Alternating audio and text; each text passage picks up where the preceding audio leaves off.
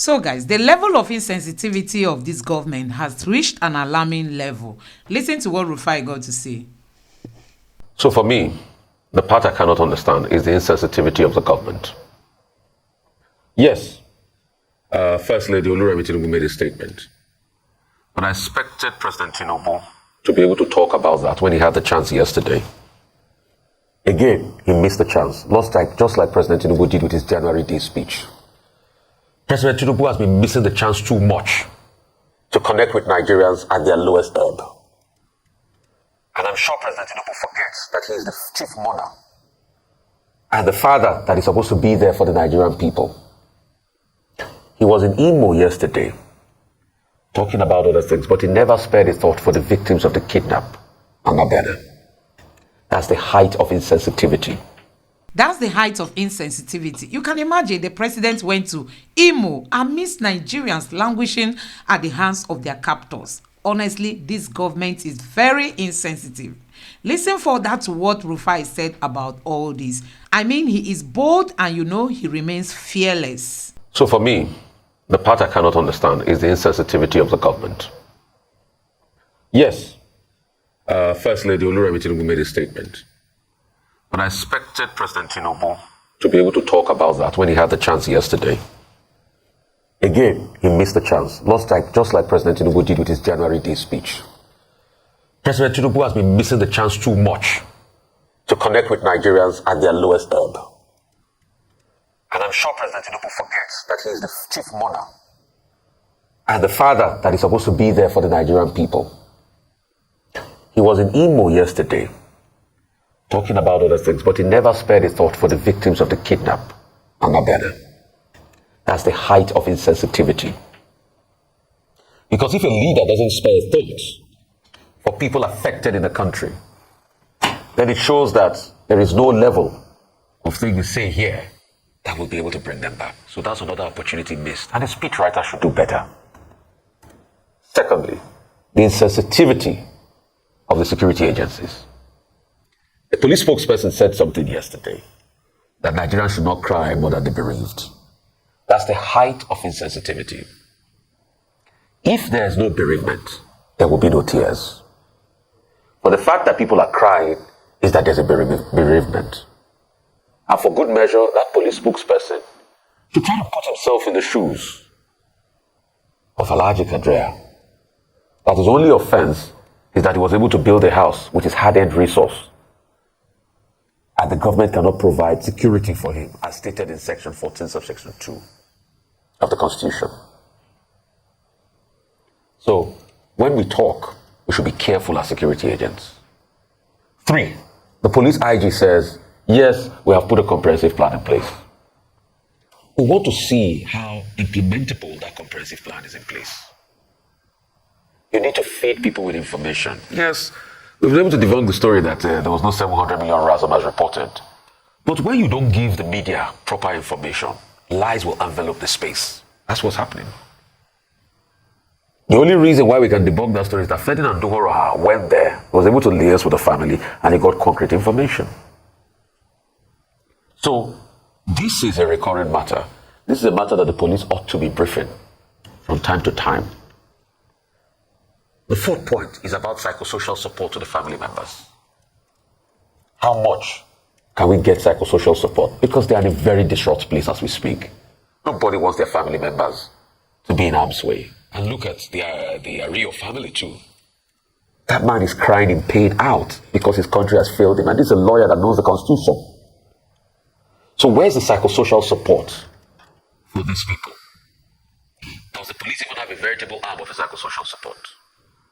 5, how quick are we going to mop up or to put up a mop-up counter plan to defeat these terrorists around these areas? Because you see, that area fall in the Grand Terrorism Belt.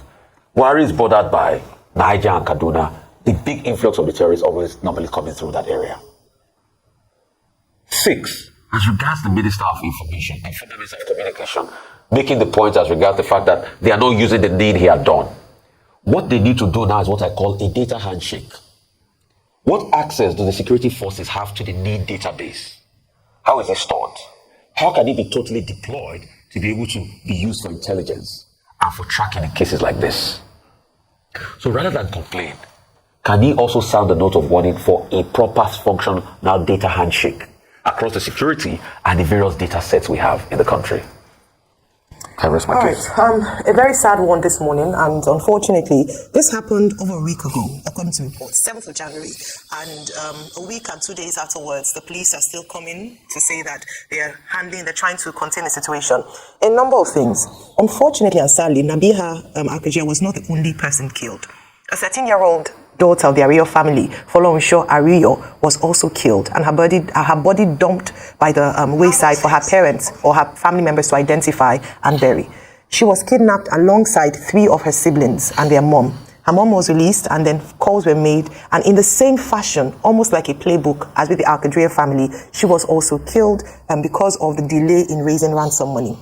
I said something yesterday that when people resort to self-help, as in the case of crowdfunding to raise money for criminals to be able to release their children, and you can understand that as a parent, as a family member, you can understand the desperation of people to pay ransom, even though it said that ransom is illegal, you don't pay ransom. But tell that to a woman who has just seen her first child being killed. Tell that to a father or a mother who has just seen his bright, promising 400-level student killed. Don't pay ransom. When the police or security agencies have failed to meet or to protect lives and properties, it's very difficult to explain that to them. Now, a few things to look around. The presidential candidate of the PDP, Alhaji Atiku Abubakar, had spoken concerning these, what some people have now described, some headlines describe as a pandemic of kidnapping. We now have a pandemic of kidnapping in Nigeria. Very sad. He said, number one, we must understand that in some instances, poverty and the harsh living conditions exacerbates crime in any society. And that is true. A number of research has gone and study has gone into that. But we must recall that even before the hardship, and the level of hardship as we see now, there have been crime. There's been crime in Nigeria. Unfortunately, it doesn't seem like the security operatives are able to handle it. We have highlighted what some of the issues around why they seem almost incapacitated to deal with this issue. Why would a family, a group of people, a number of people in Abuja, if I can put the word, the headquarters of Nigeria, the seat of power, the federal capital territory that should have the muscle and the complement of security, the finest security architecture, be the target. It is brazen, and it is almost taunting the government of Nigeria to say, we're coming to your backyard to perpetuate this crime that has hitherto been, pushed to the middle belt, the northern parts. Now they're coming to the center. Very soon, people are saying they may even come to the metropolis and begin to grab numbers of people and go out. So that's a causative factor. Another thing we must also look at is also how lucrative it is. When people are fundraising money for criminal activities, it means that the business is working. Because if you look at the profit margin for a kidnapper, when he goes and spends a few $1 million to ensure he grabs, and then he makes such a surge in profit because people, even including a former minister, are raising funds to meet their demands. Why wouldn't it be attractive for people to pursue that crime? And then add to that, you're doing this illegal activity, and there doesn't seem to be consequences for the actions. Where are the arrests being made? Where is the intelligence? How do we prevent things like this from happening? And this is what we say, it keeps growing until it comes and gets closer to home, and we keep saying, no, it's still in the north, it's still in the middle belt, now it's in Abuja. Where next will they go if the security agencies don't act? And to my final point on this, the president yesterday could have perhaps shown a lot more sensitivity to the issues on ground. Now, for the sake of argument, it could be that his body language is a message to the criminals that they were not winning the war. So he was going business as usual while things were happening in the background. I want to believe that that's what's happening. So to show that, okay, I'm still in charge, I'm not moved by what's going on because things are in charge, you will not take charge. But the other aspect of it is that these are human lives on ground. The least that could be done is some show of leadership and empathy to the family. I'm not going to witness the swearing in of a second tenure governor of Imo State, whose representative already came and said there are too many people who were coming anyway for his inauguration. But we don't need empathies and we don't need presence. What we need is a release and a rescue of these children. A return home of these abducted people. That is the best response that Nigerians need. Yes, we don't need the platitudes, we don't need the announcements. If you can rescue and bring back these children and these individuals who have been abducted, all eyes on the security agencies currently. Rescue Nigeria. So guys, it might shock you to know the number of persons at the hands of these kidnappers across the nation. It is happening all over the country. I mean, so many Nigerians spent their Christmas at the hands of these kidnappers. And we've seen that the government is not even paying close attention to the cries of these people. Don't forget that even the core members that were traveling to Sokoto State for youth service were kidnapped, and up to today they are still at the hands of their captors. Anyway, let's move over to the economy. Just listen to this for yourself. But expected. So, when you do something as drastic as removing the fuel subsidy, you know that, and of course, unifying the exchange rate, you know that this is the type of shock that your economy is going to encounter. My question is, has enough been done to cushion the shock that we all knew was going to come? That is now exhibiting itself in these numbers. That's where the question is. Most likely not. You can't separate this from the conversation we've just had about security. One of the gentlemen that was interviewed in that report talked about how many farms have been abandoned because you can't go and harvest your yam. Before you know it, there are people who are coming to attack you and so forth. Now, this inflation is being felt hardest in the urban areas because the urban inflation rate is actually 2.08% higher than the overall inflation rate. It's sitting at 31%.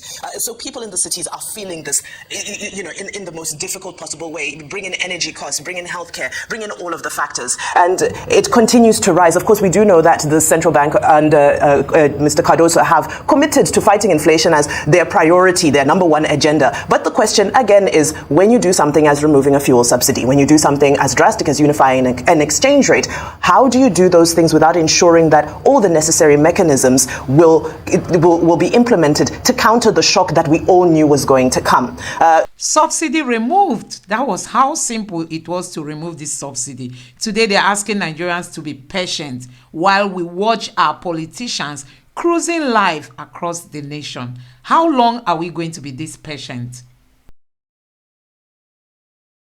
We're being asked to be patient. So people can only be patient for as long as their stomachs will allow them, unfortunately. Disheartening to see these figures increasing, projected to continue to increase by all. And now we wait and see what the interventions will be. Palliatives won't cut it. We need well-researched, well-structured, intellectual, economic tools to battle this. All right. Thank you. So a couple of things. We're not surprised. In fact, I'll say I'm surprised about these inflation numbers. Because KPMG had projected about 30% by December. So these are the December numbers coming in at 28.92%. So a couple of percentage points off the KPMG projection.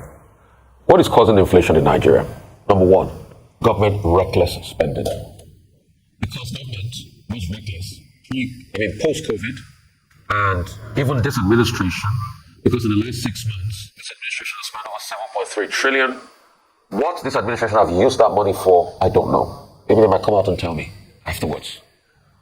And now they have to go and securitize that money, the Ways and Means. And Ways and Means pretty much means printing of money. And when a government doesn't have the money, doesn't earn the money, and it prints the money, definitely the general malaise on the currency happens because the currency becomes worthless. So that is what has destroyed constantly the Naira in recent times. And if the government had printed money and used the money for the general well-being of people to bolster the economy, it will be a good point. But increasingly, the money keeps going away in corruption and all sorts of fraudulent activities that we see and all sorts of spending that we cannot explain. That's one part. Another part of this inflation is constantly about the legacy issues. What are the legacy issues? Farmers cannot go to the farm, like Vibai said rightly. We all remember the killings of 100 farmers in Zabamari and also the fighting in Jos. Take, for instance, Bokos and those areas around Mango. These are the largest potato producing belts in the country. And that's why I'm not surprised that cost of tuber is increasing the cost of inflation. Yams and things like this, most of the food is produced in the north. But when you have this high level of insecurity, farmers will not go to the farm. Rice and the likes and all of that. Meat, even a lot of our meat stock comes from the north. We eat a lot of beef in this country. So when you have that, inflation rises. Also, there's a textbook way of controlling inflation and keep on increasing interest rates. But for some time, we've not had monetary policy meetings and we've not been able to bump up the interest rates. That's one measure. But most importantly, how can we solve this long-term problem of, number one, spending wisely and stop overburdening the currency by printing. Secondly, solving the legacy issues and bringing insecurity down. Because if we do not do this, then inflation will continue to go up. And this is where the onus falls on the CBN governor, Mr. Yemi Cardoso, and it seems like a number of people are waiting for the direction in which, with that MPC meeting, where we're going with whether he's raising basis points or not, interest rates. I mean, there have been arguments as to whether this is indeed effective in controlling the rise of inflation and almost like a meteoric rise here in Nigeria. Like you mentioned, a number of people had looked at the indicators to suggest that we might possibly be hitting a 30% inflation rate. So at 28.92%, it seems like we fell below the mark, even though it's still a record high for Nigeria. Now, look at food inflation. It's already been said, beyond monetary monetary policy. We also look at, other structural issues that occur. We're talking about insecurity just a few seconds ago, a few minutes ago, and we look at the impact of insecurity on the cost of food. I can understand December in terms of food inflation in December, even though year on year was about a 10% hike. And you can understand that because it's December, it's the festive season, and also the impact on the prices of food, global prices, foreign exchange, importation, and the likes. So guys, increasing interest rate is not going to help Nigeria. Peter Obi proffered solutions to all this. And one of the things he spoke about is keeping Nigerians productive. I mean, ensuring Nigerians are working. If we have a productive environment, honestly, Nigeria will not be lagging behind in terms of progressing. But what we have today is a kind of leadership style that does not even think in that productive direction. Rather, they focus more on consumption. So you can imagine so many countries are leaving Nigeria because they feel the economy is no more a viable market for them to thrive, and the competition is not really there. So everything is just slowing down because of leadership issues. So that is where we are as a country. But I tell you, Peter Obi gave a strong solution to some of these challenges. Just make sure you move Nigeria from consumption to production, and you'll see things start stabilizing. But this government is concentrating more on borrowing while they increase interest rates and get more people to pay tax, and then they don't even use those tax judiciously. This government inherited a myriad of issues, one of which was the state of the economy. And they came into government or came into administration with a full awareness of the issues on ground. Therefore, what Nigerians are looking forward to, we're not expecting a miracle, a magic wand. Miracles happen, so let me not say that we look forward to a miracle all the time, but a magic wand to wish away the issues or the problems. But what we must begin to see in terms of the government is at least a step in the right direction towards controlling inflation. Not yet certain if what they've done so far in the last 7 months, it all suggests that perhaps this is they've started to take certain decisions or make very critical decisions to ensure that at least we are on our way out of what has been an economic slide. But time will tell. I think these are one of the areas where we must cut them some slack in terms of the fact that we've come from quite a tumultuous administration under the last administration, and what this current administration is doing is trying to grapple and try to make sense of the devastation on the economy that the last administration had. However, Nigerians, even though very patient, might be quite short-tempered in terms of wanting a way out so that we can better the lot of others. Because the impact of high inflation are a number of things. Number one is that it disincentivizes investments, whether from amongst the people, because of course wage and monies in the bank lose value as inflation increases. And so guys, you can imagine big companies like Shell are leaving Nigeria. So you can imagine that state of things, that some of these foreign companies do no longer have confidence in our economy, and their decisions now is just all about leaving Nigeria as soon as they can before they finally go into bankruptcy. So many companies are not seeing Nigeria as a viable ground again because of the poor policies of this government. And the most shocking thing is that as it stands now, there is no clear direction by the policies on ground. You can't even predict. You can't predict. During the campaign, this sitting president said, now statistics we go chop. I think it is time they have to reconsider chopping that statistics, because I know that it's going to help this government. But because they pay less attention to statistics and they just want to do some abracadabra, those things are not going to help us, because the suffering in the country is real and it's affecting every aspect of this country, especially in terms of the security state in our nation. Let me know what you think about this in the comment section below. Please don't forget to subscribe to the channel and turn on the notification bell. Thank you.